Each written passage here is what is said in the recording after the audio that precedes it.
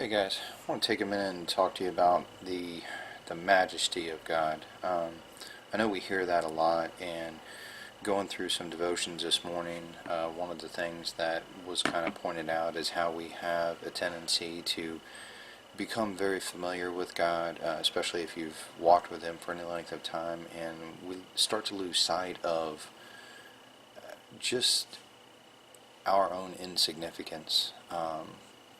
The fact that God literally spoke all things into creation, and yet He cares to even know us. We look at Psalm 8, verses 4 through 6. It says, "What is man that thou art mindful of him, and the son of man that thou visitest him? For thou hast made him a little lower than the angels, and hast crowned him with glory and honor. Thou madest him to have dominion over the works of thy hands.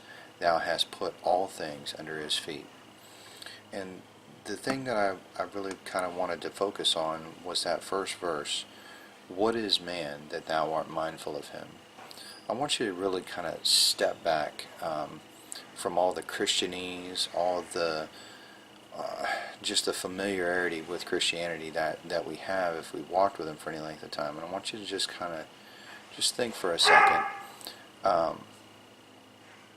What is man that thou art mindful of him? Think about something that you've maybe created, and keep in mind, like we talked about yesterday, that anything that we create, we're creating with things that are already here. But anything that God creates, He creates ex nihilo, which means that He created from nothing, literally from a vacuum, matterless expanse. He spoke things into existence, including you in your life. And the fact that this great God, if you kind of zoom out through the galaxy and you see how small the Earth is compared to other planetary bodies, if you see how small we are compared to the Earth, and then you kind of see all that, and then you ask yourself, what is man that thou art mindful of him? You breathed me into existence, you gave me life, you cared enough to send your greatest possession to die for me, and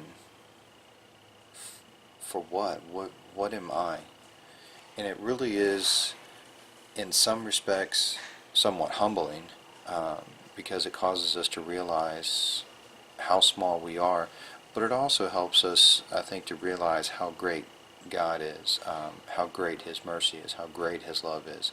The fact that we are that insignificant, but yet He would still take the time to know us. A lot of atheists kind of get off on this question, and they're like, even if there's a God, there's no way that we could know Him because He's so great and we're so small, and so on and so forth. But a lot of times that's as a result of us imparting our own morality and worldview and such on God. Many of these atheists look at things from the perspective of, if I were so great, I wouldn't care about you, so therefore God wouldn't. But we have to understand that we are just light years different from God. We are nowhere. Our capacity to love is nowhere reaches His capacity. Our capacity for compassion in no way reaches His. And the fact that He takes time to know us is just an expression of how much He loves us. So one of the things that we can do is that we can take a moment and just instead of being the ones who are praying and speaking to God, not that we shouldn't pray or speak to God, but take a moment and just sit and think. The psalmist talks about, he sat and mused, and that word muse means to think. Think about what God has done in creation, what God has done in our lives, what He has done in all these things, and how blessed we are just to be in relationship with Him. And this is all possible through coming through His Son, Jesus Christ. Jesus is the gate through which we enter into the sanctuary where the Father is. So, anyway, just wanted to share that with you guys. Something short today. All right, God bless.